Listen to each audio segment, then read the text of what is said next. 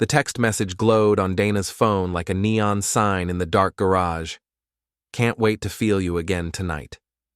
From Grant Beck. At 11:47 p.m. on a Tuesday.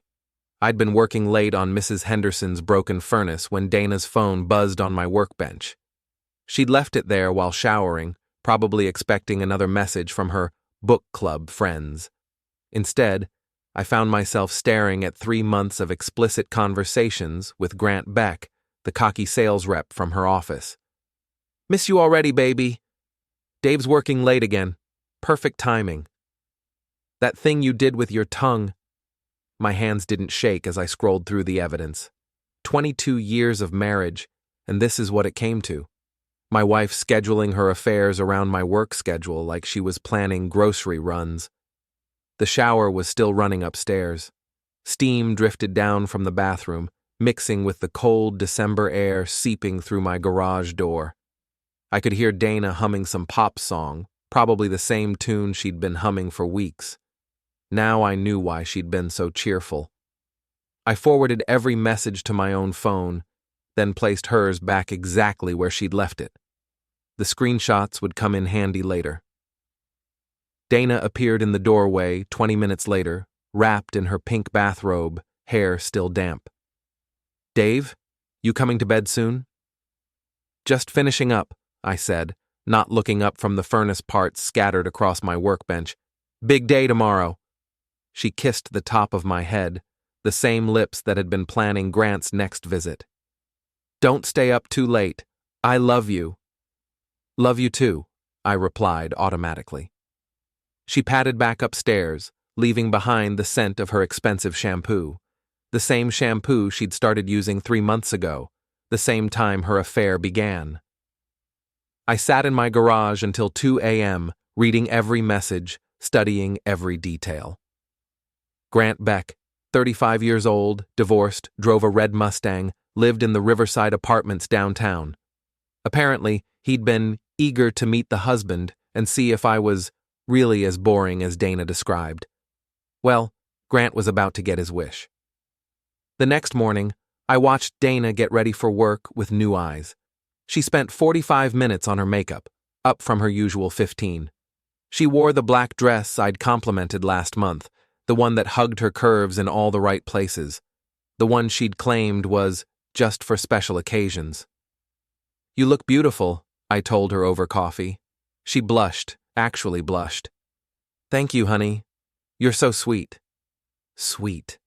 That's what 22 years of marriage had earned me. I was sweet, safe, boring Dave the HVAC guy who worked late and paid the bills while his wife played house with her office Romeo. What time will you be home tonight? I asked. Oh, probably around 7. Shannon wants to grab drinks after work. Girl time, you know? Shannon Reese, her best friend and HR manager. I wondered if Shannon knew about Grant, or if she was just another prop in Dana's elaborate performance.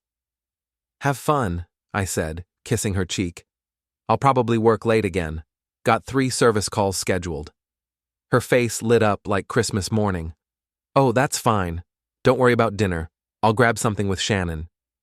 Sure she would. After Dana left, I called my first client and rescheduled for the afternoon.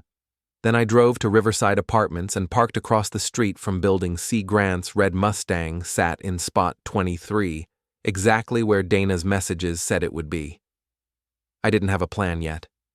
I just needed to see the man who'd been sleeping with my wife. Needed to put a face to the name that had been haunting my thoughts all night. At 8:15 a.m., he emerged from the building. Tall, athletic build, perfectly styled brown hair. He wore an expensive suit and carried a leather briefcase that probably cost more than I made in a week. This was Dana's upgrade, younger, flashier, everything I wasn't. Grant climbed into his Mustang and drove toward downtown, probably heading to the same office building where my wife spent her days planning their next rendezvous. I followed at a distance, my beat-up Ford pickup looking pathetic next to his sports car. We hit the same red light at 5th and Main, and I got a clear look at his profile. Handsome, confident, completely unaware that the boring husband was 3 cars behind him. The light turned green, and Grant accelerated away, his engine purring like a satisfied cat. I turned left toward my first service call, but my mind stayed focused on the man who'd stolen my wife. That evening, I sat in my garage again, waiting. Dana had texted at 6:30, running late with Shannon, home by 9. At 8:45, her car pulled into our driveway. She walked into the garage with a guilty smile, her lipstick freshly applied, her hair slightly messed despite her supposed girls' night out. "Hey, honey, how was your day?" "Productive," I said, wiping my hands on a shop rag. "Fixed 3 furnaces and learned some interesting things." Something flickered in her eyes. "Oh? Like what?" "Like how Grant Beck drives a red Mustang and lives in apartment 23C at Riverside." Dana went pale. Her mouth opened and closed like a fish gasping for air. "Dave, I can explain." "I'm sure you can. You've gotten pretty good at explaining things lately. Like those book club meetings that happen in hotel rooms, or the girls' nights that involve a lot of male company." She sank onto my workbench stool, her hands shaking. "How long have you known?" "Since last night. Your phone buzzed while you were in the shower. Grant was feeling romantic." Tears started flowing down her cheeks, ruining the makeup she'd touched up for her lover. "Dave, please. It's not what you think." "It's exactly what I think. 3 months of screwing around behind my back, using my work schedule to plan your affairs, laughing about boring old Dave with your boyfriend." "I never called you boring." I pulled out my phone and read from her messages. "Dave's so predictable. Work, TV, bed, same routine every day. Grant makes me feel alive again." Dana buried her face in her hands. "I'm so sorry. I never meant for this to happen." "But it did happen. For 3 months, and you were planning to keep it happening." "I'll end it, right now. I'll call Grant and tell him it's over." "Don't bother. I've got a better idea." She looked up, mascara streaking down her cheeks. "What do you mean?" I smiled for the first time in 24 hours. "Grant wants to meet the husband, right? Well, I think it's time we arranged a proper introduction." Friday night, I put my plan into motion. Dana sat on our couch, nervous and fidgety, checking her phone every few minutes. I'd convinced her that the only way forward was complete honesty, a face-to-face meeting between all 3 of us to clear the air. "He doesn't have to come here," she'd protested. "We could meet somewhere neutral." "This is our home," I'd replied. "If Grant wants to be part of your life, he should see where you live, where we've lived together for 22 years. The doorbell rang at exactly 8 p.m. Grant was punctual, I'd give him that. Dana jumped up like she'd been electrocuted. "Dave, maybe this isn't a good idea." "Relax. We're all adults here." I opened the front door to find Grant Beck standing on my porch, holding a small bouquet of flowers. He was even more handsome up close, the kind of guy who'd never had to work with his hands or worry about paying bills. "You must be Dave," he said, extending his hand. "I'm Grant. I think we need to talk." I shook his hand, noting his soft palm and manicured nails. "Come on in, Grant. Dana's in the living room." He stepped inside, taking in our modest home with barely concealed disdain. Our furniture was older, comfortable rather than stylish. Family photos covered the mantel, vacations, holidays, better times. Grant's eyes lingered on our wedding picture, and I saw him wince. Dana stood in the doorway, wringing her hands. "Grant, you didn't have to come." "Yes, he did," I said. "Sit down, both of you. Let's have that honest conversation." Grant perched on the edge of our recliner while Dana took her usual spot on the couch. I remained standing, looking down at both of them. "So, Grant, tell me about yourself. How long have you been screwing my wife?" He flinched at my directness. "Look, Dave, I know this is awkward." "Awkward? That's an interesting word choice. I was thinking more along the lines of devastating or betraying, but awkward works too." Dana spoke up. "Dave, please, we're trying to handle this maturely." "Maturely? You mean like mature adults who sneak around behind their spouse's back for 3 months?" That kind of maturity? Grant cleared his throat. I want you to know that I never intended for things to go this far. Dana and I, we just connected, you know? Sometimes these things happen. These things? You mean adultery? Because that's what we're talking about here, Grant. Good old-fashioned adultery. I prefer to think of it as two people finding something special together. I laughed, a harsh sound that made both of them jump. Special. Right. So special that you had to hide it from everyone. So special that my wife had to lie to me every single day. Grant stood up, trying to assert some authority. I understand you're angry, but taking it out on Dana isn't fair. If you want to be mad at someone, be mad at me. Oh, I am mad at you, Grant. But I'm also fascinated. What kind of man pursues a married woman? What kind of man sends explicit texts to someone else's wife? His face reddened. Dana told me your marriage was over. She said you two were just going through the motions. Is that what she told you? I turned to Dana. Is that what you told him, honey? That our marriage was over? Dana couldn't meet my eyes. I was confused. I felt like we'd grown apart. So instead of talking to me, your husband of 22 years, you decided to talk to Grant, with your body. Dave, that's enough, Grant said, stepping forward. Is it? Because I'm just getting started. I pulled out my phone and began reading from their text messages. Here's a good one from last Tuesday. I want to do things to you that would make your husband blush. Or how about this gem? Dave's working late again. Come over and we'll christen the guest bedroom. Dana gasped. You read all of them? Every single word. 3 months of romantic poetry.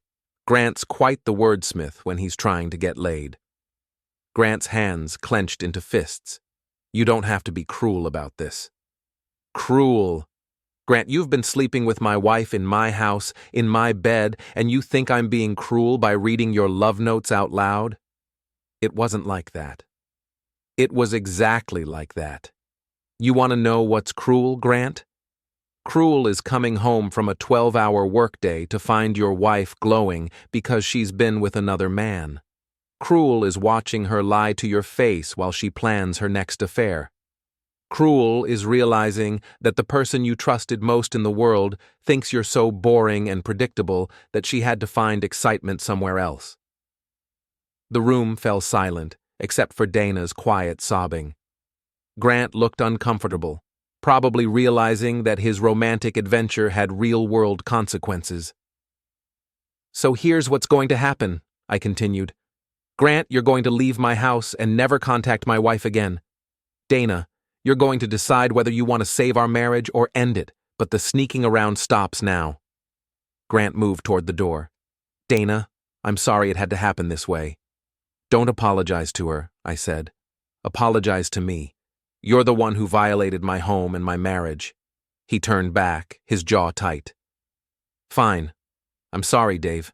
I'm sorry things got complicated. Complicated?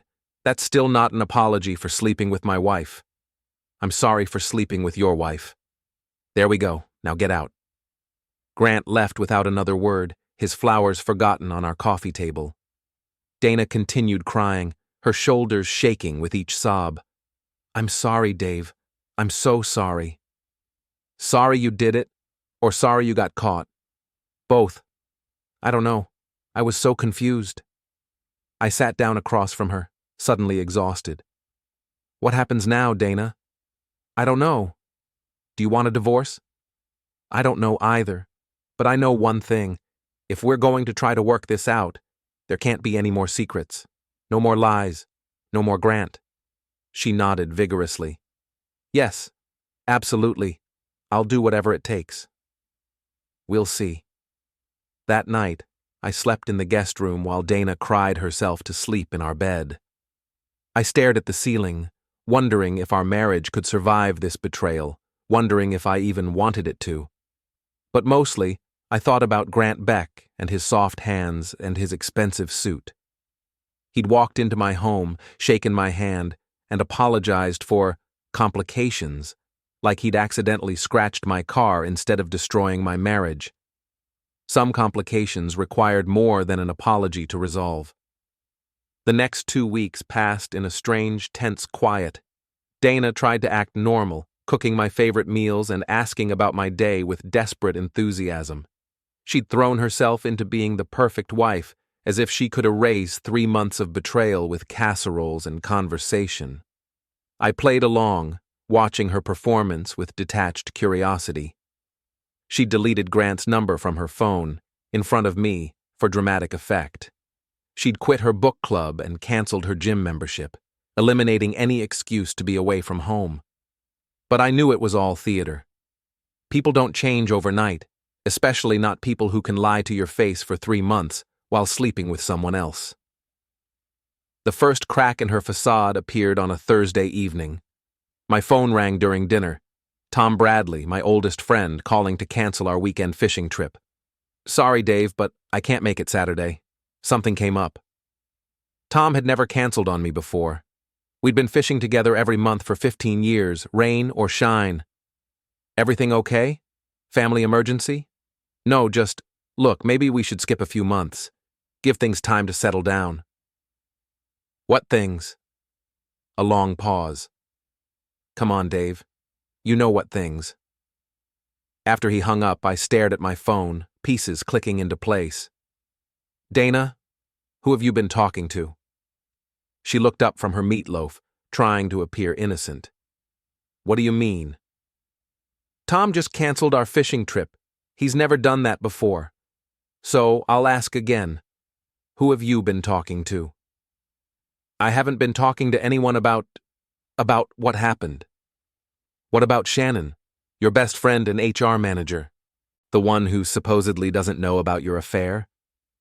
Dana's fork clattered against her plate. "Dave, I had to talk to someone. I was falling apart." "So you told Shannon everything?" "She's my best friend. She was trying to help." "Help with what? Covering up your affair or dealing with the aftermath?" "Dealing with the guilt. She helped me realize that I needed to end things with Grant and focus on our marriage."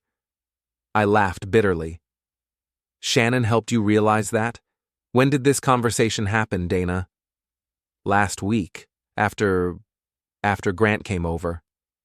"So a week ago, Shannon didn't know about your affair, but somehow she helped you end it?" Dana's face crumpled as she realized her mistake. "Okay, fine, Shannon knew. She's known for a while." "How long is a while?" "Since the beginning. But Dave, she tried to talk me out of it. She kept telling me I was making a mistake." "Did she? Or did she help you coordinate your schedules? All those girls' nights and book club meetings? Was Shannon covering for you?" Dana didn't answer, which was answer enough. My phone rang again. This time it was Mike Harrison, another longtime friend. "Dave, we need to talk. Let me guess. You're canceling something too." "I'm canceling our friendship if you don't get your shit together." "Excuse me? What you did to Dana is unforgivable. I don't care how angry you were."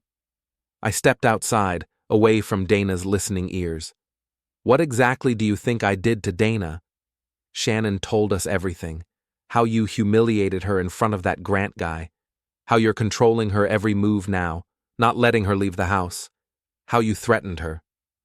"Shannon told you this?" "She's worried about Dana's safety. We all are." "Mike, did Shannon mention that Dana was having an affair? That she'd been cheating on me for 3 months?" "That's not what we heard. We heard that you accused her of cheating because you're paranoid and controlling, and when she tried to defend herself, you lost it." I closed my eyes, seeing the full scope of what was happening. "Who else has Shannon talked to?" "Everyone, Dave. Tom, Jerry, Bill, their wives. We're all concerned about Dana." "And none of you thought to call me? To get my side of the story?" "What's your side? That you have the right to terrorize your wife because you think she's cheating?" "I don't think she's cheating, Mike. I know she's cheating. I have 3 months of text messages between her and Grant Beck. I have hotel receipts. I have evidence." Silence on the other end of the line. "Mike, you still there?" "If that's true, why didn't you just say so?" "Because I'm still processing it myself. And apparently, While I was trying to figure out how to save my marriage, my wife and her best friend were busy destroying my reputation. I hung up and walked back inside. Dana sat at the kitchen table, tears streaming down her face. "They all hate me now, don't they?" she whispered. "No, Dana, they all hate me. Shannon made sure of that." She was trying to protect me. From what? The consequences of your own actions? From you. She was afraid of what you might do. I sat down across from her, studying her face. "What did you tell Shannon I might do?" "Nothing specific. But you were so angry and she thought..." "She thought what? That I'd hit you? That I'd hurt you physically?" "You were so cold, so controlled. It scared me." "So you told Shannon you were afraid of me, and she decided to spread that fear to all our friends." She was trying to help. By making me look like an abusive husband? By turning our friends against me before they knew the truth? Dana wiped her eyes with a napkin. "I never asked her to do that. But you didn't stop her either." Another phone call interrupted us. Jerry Martinez, the fourth member of our regular poker group. "Dave, what the hell is going on? Shannon Reese called Linda, said we should keep our distance from you for a while." "Shannon's been busy. She said you're having some kind of breakdown, that Dana's afraid to be alone with you." "Jerry, I want you to listen to me very carefully. Dana has been having an affair for 3 months. I found out 2 weeks ago. Instead of taking responsibility, she and Shannon have decided to make me the villain." "Jesus, Dave. Are you sure?" "I'm sure. And Jerry? Ask Linda how she'd feel if you were screwing around behind her back for 3 months, then tried to make her look like the bad guy when she found out." This time, Jerry believed me. Maybe it was the exhaustion in my voice, or maybe he knew me well enough to recognize the truth. After I explained everything, he promised to set the record straight with the others. But the damage was done. Shannon had moved fast, poisoning every relationship I cared about while I was still reeling from my wife's betrayal. That night, I confronted Dana again. "I want to know everything Shannon said to our friends." "Dave, it doesn't matter now. It matters to me. I want to know exactly how you and your best friend decided to destroy my reputation while I was trying to save our marriage." Dana broke down completely, sobbing as she recounted Shannon's campaign. The phone calls to our friends' wives, painting me as unstable and potentially dangerous. The suggestions that Dana should consider a restraining order. The advice to document everything in case she needed evidence for a divorce. "She said I needed to protect myself," Dana whispered. "She said men like you always escalate."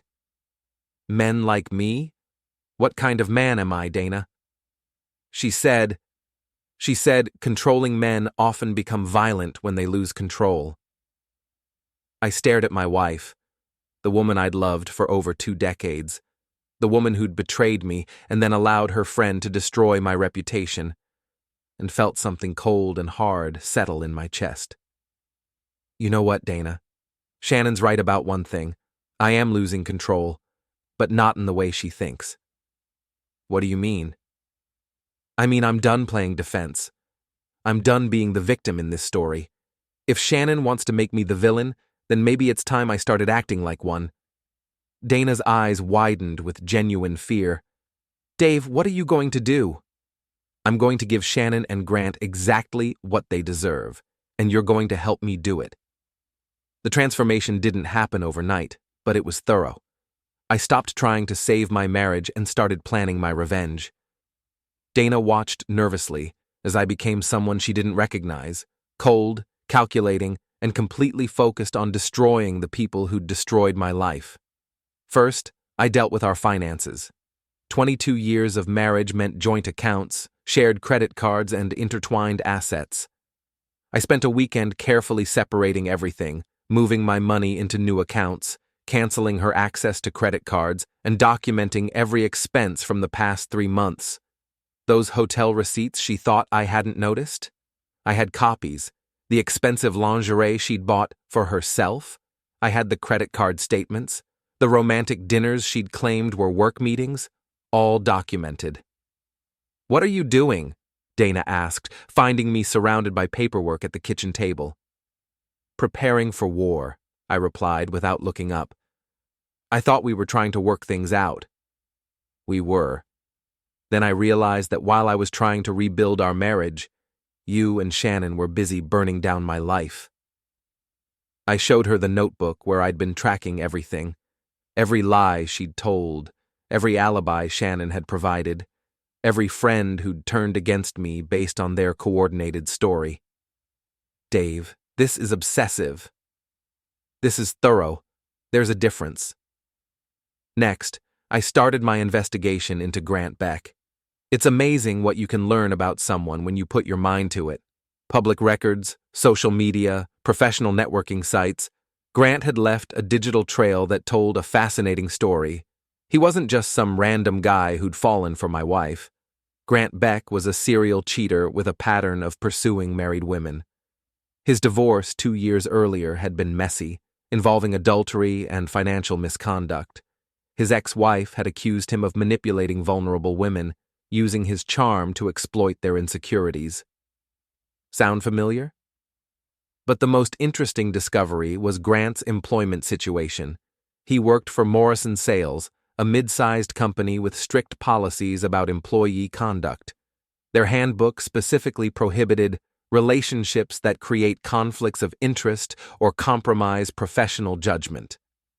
Since Grant and Dana worked for companies that did business together, their affair violated both companies' policies. I printed out everything I'd found and added it to my growing file.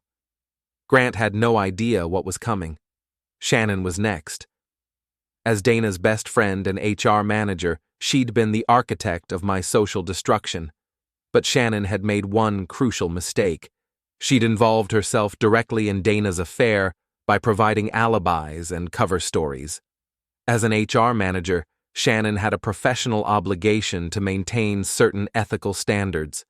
Helping an employee conduct an affair, especially one that involved intercompany relationships, was a serious breach of those standards. I started documenting every lie Shannon had told, every alibi she'd provided, every conversation she'd had with our friends. Dana, desperate to repair some of the damage she'd caused, reluctantly provided details about Shannon's involvement. "She said she was protecting me," Dana insisted. "She was protecting herself," I corrected. Shannon knew that if your affair came out, her role in covering it up would destroy her career, so she decided to destroy me first. The beauty of my plan was its simplicity. I wasn't going to do anything illegal or unethical. I was simply going to make sure that everyone involved faced the natural consequences of their actions. Grant would face the professional consequences of violating company policy. Shannon would face the professional consequences of her ethical breaches. Dana would face the social consequences of her lies and betrayal, and I would face the consequences of becoming the villain in my own story. The first domino fell on a Wednesday morning. I called Morrison Sales and asked to speak with their HR department about a professional conduct matter involving one of their sales representatives. "I have documentation of an ongoing affair between Grant Beck and a married employee of one of your client companies," I told the HR manager. "I believe this violates your company's conflict of interest policies." I emailed them everything: the text messages, hotel receipts, timeline of the affair, proof that it involved employees from 2 companies that did business together. Morrison Sales took these things seriously. Grant was suspended pending investigation that same afternoon. Dana found out when Grant called her, panicking. "Someone reported us to my company," he told her. "They have everything: text messages, receipts, dates. Dana, they know everything." I watched my wife's face crumble as she realized the scope of what was happening. "Who would do this?" she whispered after hanging up. "Someone who's tired of being the victim," I replied. The second domino fell 2 days later. I'd spent considerable time crafting a detailed report about Shannon's conduct, documenting her role in facilitating Dana's affair and her subsequent campaign to damage my reputation. Shannon's company had even stricter ethical standards than Morrison Sales. As an HR manager, she was held to a higher standard of professional conduct. Helping an employee conduct an affair while simultaneously destroying the reputation of the wronged spouse was exactly the kind of behavior that could end a career. I sent my report to Shannon's supervisor, the company's ethics hotline, and their legal department. I included witness statements from friends who could verify what Shannon had told them about me, contrasted with the documented evidence of Dana's affair. Shannon was placed on administrative leave pending a full investigation. "Dave, you're destroying people's lives," Dana said when she heard about Shannon's suspension. "No, Dana. I'm revealing the lives they've already destroyed. There's a difference." Shannon was trying to help me. Shannon was covering her own ass. She knew that if your affair came out, everyone would ask how the HR manager didn't know what was happening right under her nose, so she decided to make me the problem instead. "What about Grant? He's going to lose his job." Grant made his choice when he decided to sleep with a married woman. Actions have consequences. "What about us? What about our marriage?" I looked at my wife, really looked at her, for the first time in weeks. She was still beautiful, still the woman I'd fallen in love with 25 years ago, but she was also the woman who'd betrayed me, lied to me, and allowed her friend to destroy my reputation. "I don't know, Dana. What about our marriage? I want to save it. I want us to get past this." "Do you? Or do you just want to avoid the consequences of what you've done?" She didn't have an answer for that. The third domino was the most satisfying. Our group of friends had turned against me based on Shannon's lies, accepting her version of events without question. They'd canceled plans, avoided my calls, and treated me like a dangerous pariah. Time to set the record straight.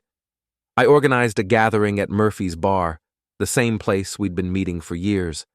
I told everyone I had something important to say about my marriage and my recent behavior. They came, probably expecting an apology or an explanation for my controlling behavior. Instead, they got the truth. I laid out everything: Dana's affair, Shannon's cover-up, their coordinated campaign to make me the villain.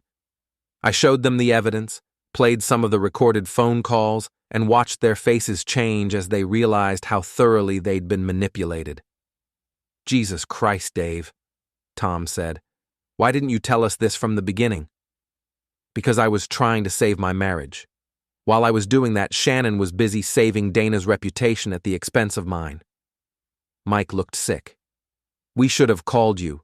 We should have gotten your side of the story." "Yes, you should have. But you didn't. You took the word of two women who had every reason to lie over the word of a friend you'd known for 15 years. The room fell silent as everyone absorbed the implications of what had happened. "What can we do?" Jerry asked. "How can we make this right?" "You can't," I said simply. "The damage is done. But you can remember this the next time someone tries to tell you who the villain is in their story." I finished my beer and stood to leave. "Dave, wait," Tom called. "Are we still friends?" I turned back to look at them, these men who'd abandoned me based on lies, who'd been so quick to believe the worst about me. "I don't know, Tom. Are we?" I walked out of Murphy's bar and into the cold night air, feeling lighter than I had in weeks. The victim was gone. The villain had been born, and the villain was just getting started. 3 weeks after my revelation at Murphy's bar, the consequences of everyone's actions had fully rippled through our small community. Grant had been fired from Morrison Sales and was struggling to find new employment. Word travels fast in our industry. Shannon had been terminated from her HR position and was facing potential legal action from her former employer for ethical violations. Dana had become a pariah among our social circle. The wives who'd initially sympathized with her abusive husband's story now treated her with cold disdain. The book club had quietly asked her not to return. Even her own sister had stopped calling after learning the truth about the affair. But I wasn't finished. The final act of my revenge required a grand stage, and fate provided one in the form of the annual Riverside Community Center fundraiser, a black tie event that everyone in our social and professional circles attended. "You're not seriously going to that," Dana said when she saw me pressing my suit. "Of course I am. It's for a good cause." "Dave, everyone will be there. Grant, Shannon, all our friends. It'll be a disaster." "For who?" She didn't answer, but I could see the fear in her eyes. Dana had spent the past month trying to rebuild her reputation, crafting a narrative where she was the victim of a vindictive husband who couldn't forgive a moment of weakness. She'd been making progress with some people, particularly those who didn't know all the details. Tonight would end that progress permanently. I arrived at the community center at 7 sharp, looking better than I had in months. Losing 20 pounds and gaining a sense of purpose had done wonders for my appearance. I moved through the crowd with confidence, shaking hands and making small talk like I owned the place. Grant arrived 30 minutes later, looking haggard and desperate. Unemployment didn't suit him. His expensive suit couldn't hide the stress lines around his eyes or the way he kept checking his phone, probably hoping for job interview callbacks that weren't coming. Shannon appeared shortly after, accompanied by her husband Robert, who looked like he'd rather be anywhere else. Shannon's termination had been ugly, involving accusations of misconduct and potential lawsuits. Robert, a quiet accountant, had suddenly found himself married to the town scandal. Dana was the last to arrive, wearing a blue dress I'd never seen before. She'd lost weight too, but not in a healthy way. The stress of the past month had carved hollow spaces under her cheekbones and around her eyes. The first hour passed peacefully. People mingled, bid on silent auction items, and pretended not to notice the tension crackling between certain attendees. I played my part perfectly, the wronged husband who was handling his divorce with dignity and grace. Because yes, I'd filed for divorce. That particular bomb had dropped 2 weeks earlier, along with my demand for a full accounting of all marital assets and a detailed explanation of how much money Dana had spent on her affair. The evening's program began at 8:30. Mayor Richardson gave his usual speech about community values and supporting local causes. The fire chief presented a safety award. The high school principal announced scholarship recipients. Then they opened the microphone for community announcements. I stood up. "I'd like to say a few words if I may." Mayor Richardson looked uncertain, but handed me the microphone. The room fell silent as I walked to the front, every eye focused on me. "Good evening, everyone. Many of you know me as Dave Morris, owner of Morris HVAC. I've lived in this community for over 20 years, raised my son here, built my business here. This place is my home." Murmurs of agreement rippled through the crowd. Tonight is about community values, about supporting the institutions and people that make our town special. But I want to talk about something else, about truth and consequences, and what happens when people forget that actions matter. I could see Dana in the crowd, her face white with panic. Grant had started edging toward the exit, but found his path blocked by curious onlookers. 3 months ago, I discovered that my wife of 22 years was having an affair with Grant Beck, a sales representative from Morrison Sales. The room erupted in whispers and gasps. Dana stood up, probably planning to flee, but her legs seemed to give out and she sat back down heavily. Now affairs happen. People make mistakes. Marriages fail. That's not what I'm here to talk about. I'm here to talk about what happened next. I paused, letting the tension build. Instead of taking responsibility for her actions, my wife and her best friend, Shannon Reese, decided to create a different story. They told our friends and neighbors that I was unstable, controlling, potentially dangerous. They painted me as an abusive husband who was terrorizing his innocent wife. Shannon's husband Robert was staring at his wife with a mixture of shock and disgust. Apparently, Shannon hadn't shared all the details of her involvement with her own spouse. These lies destroyed my friendships, damaged my business reputation, and turned me into a pariah in my own community. All to cover up an affair and protect the people who were betraying me. I held up a folder thick with documents. I have evidence of everything: text messages between my wife and her lover, hotel receipts, credit card statements showing thousands of dollars spent on this affair, recorded phone calls where Shannon Reese admits to providing false alibis, documentation of their coordinated campaign to destroy my reputation. The room was silent now. Even the servers had stopped moving. Grant Beck lost his job when his company learned about his affair with a married employee of a client company. Shannon Reese was terminated when her employer discovered she'd been facilitating this affair while serving as an HR manager. These weren't acts of revenge. They were natural consequences of violating professional ethics and company policies. Grant had gone pale and was openly staring at the exit, but pride or shock kept him frozen in place. I'm not telling you this to humiliate anyone, though I admit that's a pleasant side effect. I'm telling you this because I want you to understand something important. When people try to make you the villain in their story, sometimes the best response is to become the villain they claim you are. I smiled, and several people in the audience actually stepped back. My wife wanted excitement, adventure, passion. She found it with Grant Beck. Shannon wanted to protect her friend and her own career. She chose to destroy me instead. Grant wanted a married woman and didn't care about the consequences. I looked directly at each of them as I spoke. They all got exactly what they wanted. Dana got her excitement, the thrill of being exposed as an adulteress in front of everyone she knows. Shannon got to protect her career, right up until she lost it completely. Grant got his married woman and lost everything else in the process. The microphone picked up my quiet laughter. You see, the thing about consequences is that they're inevitable. You can delay them, redirect them, try to make someone else pay for them, but eventually, they find their way home. I set the microphone back on its stand and walked toward the exit. The crowd parted before me like I was carrying a contagious disease. At the door, I turned back for one final look at the wreckage I'd created.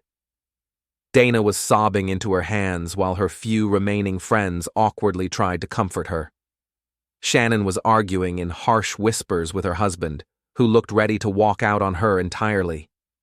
Grant had finally found his courage and was pushing through the crowd toward a side exit, his face burning with humiliation. "Oh, and one more thing," I called out, my voice carrying across the silent room. "The divorce papers will be served Monday morning. Dana, I hope Grant was worth it." I walked out into the cold night air, leaving behind the shocked silence and whispered conversations that would fuel gossip in our small town for months to come. My phone was already buzzing with text messages, some supportive, some horrified, all acknowledging that I'd just delivered the most devastating public humiliation our community had ever witnessed.